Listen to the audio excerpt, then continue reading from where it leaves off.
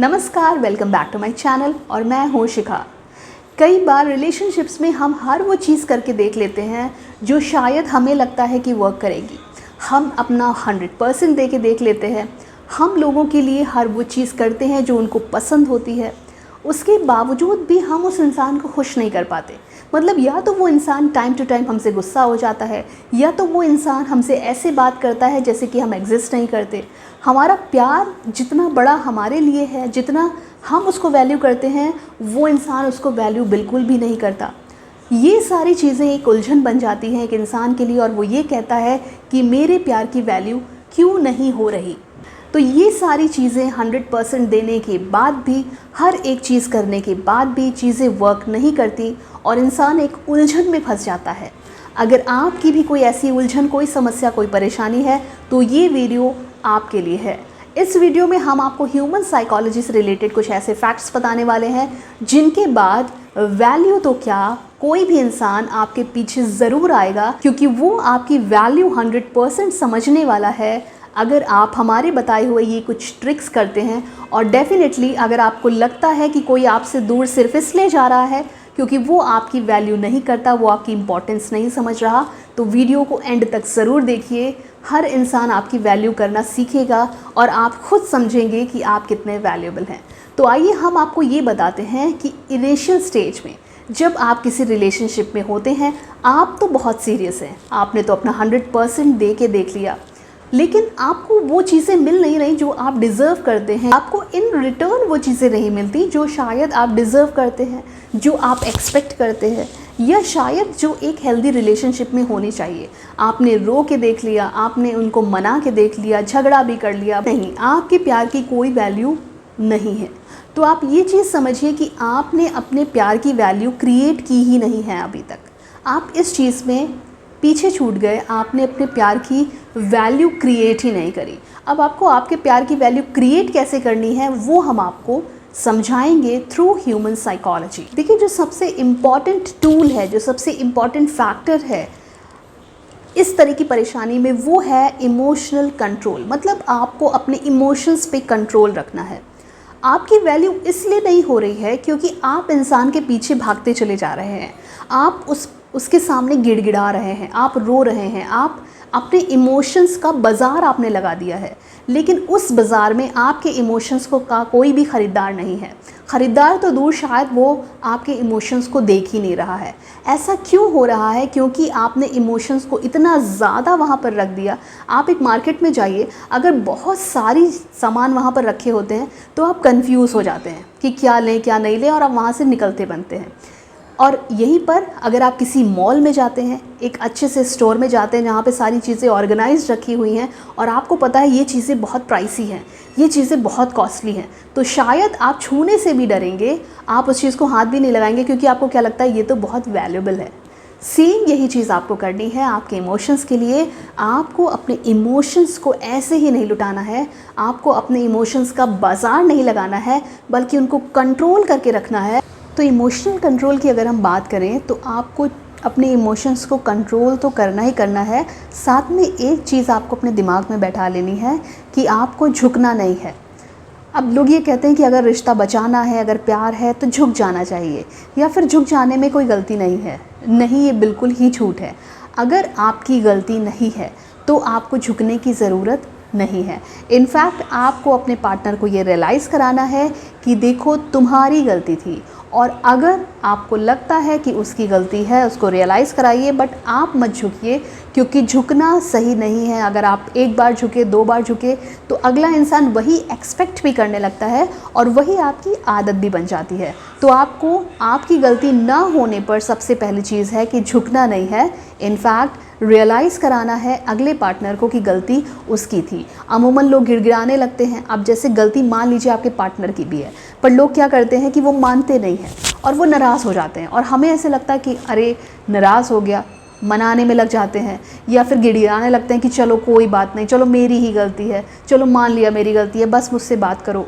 यही आप गलती कर देते हैं, और यही वो पॉइंट होता है जब आप सबसे ज़्यादा अपनी वैल्यू को कम कर लेते हैं खुद से। कोई और नहीं आया आपकी वैल्यू घटाने, बट आपने अपनी वैल्यू को खुद घटा लिया, सिर्फ अपना प्यार बचाने के चक्कर में, बट बचा तो क्या, आपकी सेल्फ रेस्पेक्ट भी नहीं बची और आपकी वैल्यू तो बची क्या, वो तो रही ही नहीं। देखिए एक ये भी सिचुएशन है, अगर दो पार्टनर्स के बीच में बहुत अच्छा म्यूचुअल अंडरस्टैंडिंग भी है, प्यार भी है, केयर भी है, उस केस में अगर आपका पार्टनर आपको इतना ज़्यादा डीमोरलाइज या फिर आपको इतना ज़्यादा कह सकते हैं कि परेशान नहीं करता, इमोशनली आपको थ्रेटन नहीं करता, उस केस में जहाँ पर बहुत अच्छी अंडरस्टैंडिंग है, झुक जाना भी एक चीज़, एक सल्यूशन होता है।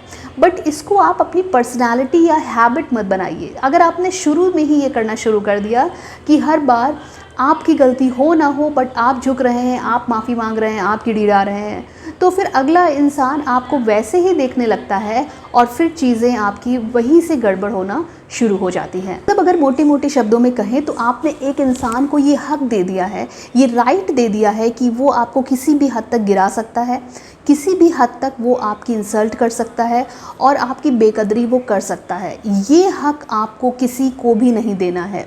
देखिए अगर आप प्यार करते हैं तो क्या आप सिर्फ लुटाते ही जाएंगे प्यार? क्या आप अपने सिर्फ इमोशंस सिर्फ बहाते जाएंगे अगले के लिए? आप ही केयर करेंगे, आप ही परवाह करेंगे और आप ही बार बार झुकेंगे?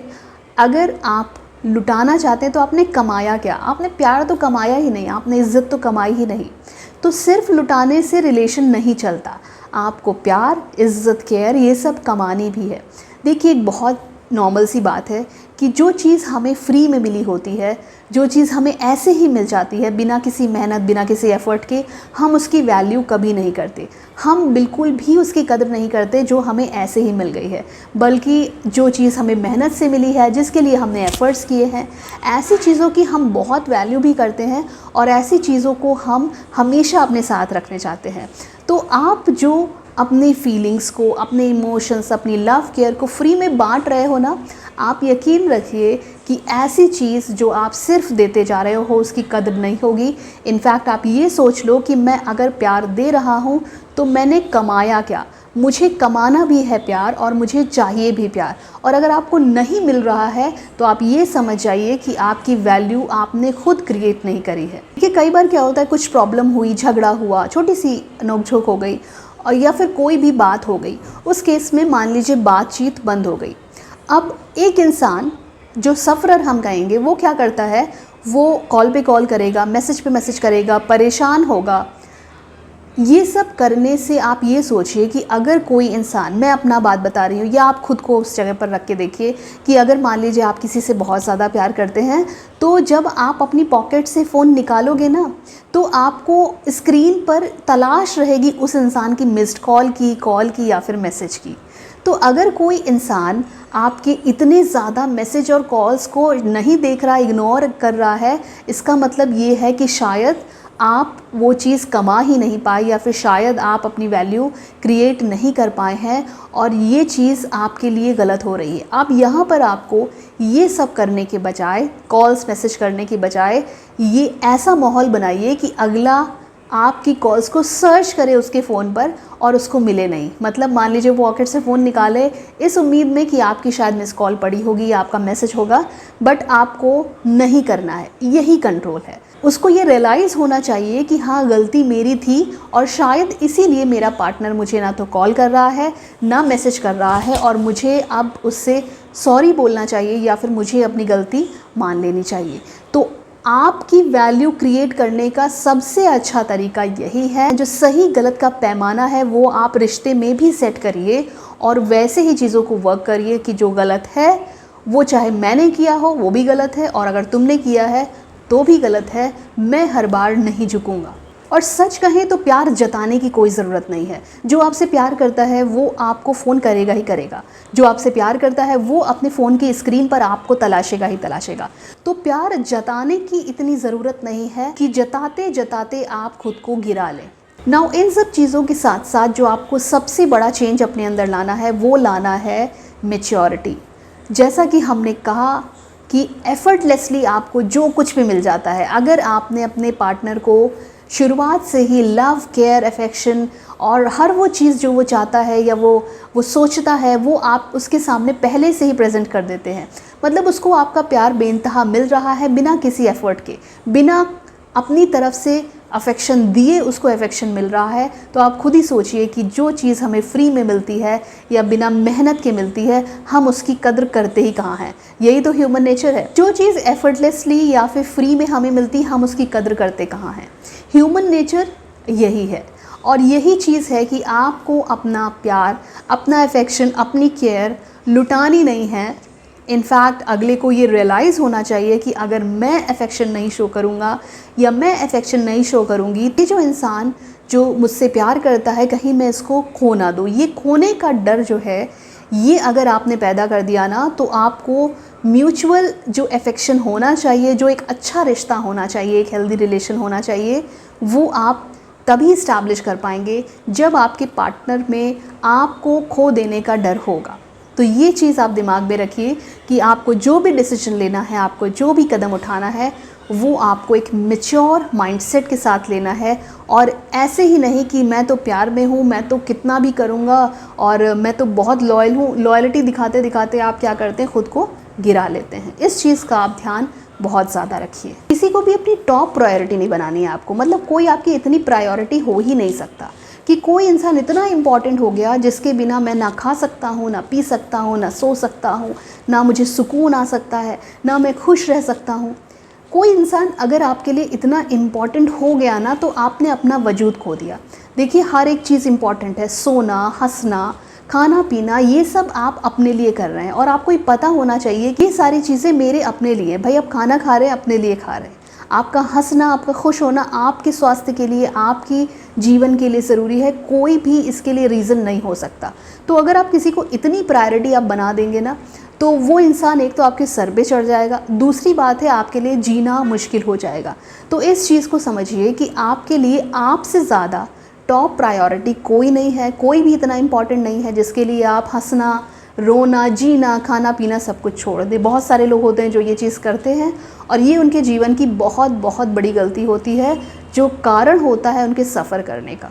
और last but not the least, जो बहुत इम्पॉर्टेंट है, वो ये है कि आपको किसी पर भी डिपेंड नहीं होना है कि अगर वो इंसान मेरी लाइफ में है मैं तभी खुश हूँ, या वो इंसान मेरे साथ है मैं तभी कुछ कर सकता हूँ, या उस इंसान के बिना मैं कुछ भी नहीं हूँ। देखिए, ऐसा है ही नहीं। कोई भी परमानेंटली आपके साथ नहीं है, कोई भी रिश्ता, कोई भी इमोशन आपके साथ परमानेंटली नहीं है। तो ये जो थिंकिंग है ना कि उस इंसान के बिना मैं कुछ नहीं हूँ या उस इंसान के बिना मैं कुछ नहीं कर सकता, ये दिमाग से निकालिए। क्योंकि जिस इंसान पर आप अपनी डिपेंडेंसी रखे हुए हैं, जिस पर आप इतना डिपेंडेंट हैं, भगवान ना करे अगर वो इंसान आपकी लाइफ से एग्ज़िट करता है, तो आप पूरी तरीके से हिल जाएंगे, टूट जाएंगे, बिखर जाएंगे और आप बर्बाद हो जाएंगे। तो किसी पर भी डिपेंड होने की ज़रूरत नहीं है। आप ये समझ के रखिए कि जो भी रिश्ता मेरे साथ है सब टेम्परेरी है, मैं खुद के साथ हमेशा हूँ। ये बात जीवन का एक लक्ष्य बना लीजिए कि मुझे खुद पर काम करके खुद को इस काबिल बनाना है, और मुझे ये पता है कि मैं किसी पर डिपेंड नहीं हो सकता। मैं खुद पर डिपेंडेंट हूँ, और अगर मैं किसी और पर डिपेंडेंट हुआ तो शायद मैं बर्बाद हो जाऊं। ओके, तो डिपेंडेंसी आपकी जो है वो किसी पर भी नहीं होनी चाहिए। आपकी खुशी, आपका गम, आपका खाना पीना या आपकी हैप्पीनेस किसी और की मोहताज नहीं होनी चाहिए। तो ये कुछ पॉइंट ऐसे थे जो ये आपको बताते हैं कि अगर आपने अपनी वैल्यू अपनी नज़रों में क्रिएट कर ली, और आप अगर क्रिएटर बन गए अपनी खुद की वैल्यू का, तो हर इंसान आपकी वैल्यू करेगा, आपको इम्पॉर्टेंट समझेगा। इसलिए ज़रूरी है कि ये शिकायत करने की जगह कि कोई हमारी वैल्यू नहीं करता, इनफैक्ट आप अपनी वैल्यू को क्रिएट नहीं कर पा रहे हैं, इसलिए ये सारी चीज़ें आ रही हैं। तो अपनी वैल्यू क्रिएट करिए और अपनी इम्पोर्टेंस आप खुद बनाइए, ताकि लोग समझें, अगला समझे कि हाँ वो क्या कुछ खो देगा। तो आज का वीडियो मुझे लगता है कि कुछ ना कुछ आपको ज़रूर सिखा गया होगा, कुछ ना कुछ वैल्यू ज़रूर ऐड करी होगी। और अगर आपको ये वीडियो पसंद आया है तो प्लीज़ लाइक करिए। अगर आप नए हैं तो चैनल को सब्सक्राइब कर लीजिए, बेल आइकन को दबा दीजिए, ताकि आपको नोटिफाई होता रहे कि हमारे क्या कुछ वीडियोज़ आने वाले हैं। तो आज के लिए इतना ही। हमें कॉमेंट करते रहिए, क्योंकि कॉमेंट सेक्शन तो आपके लिए ही है। Till then, bye bye, take care, bye for now.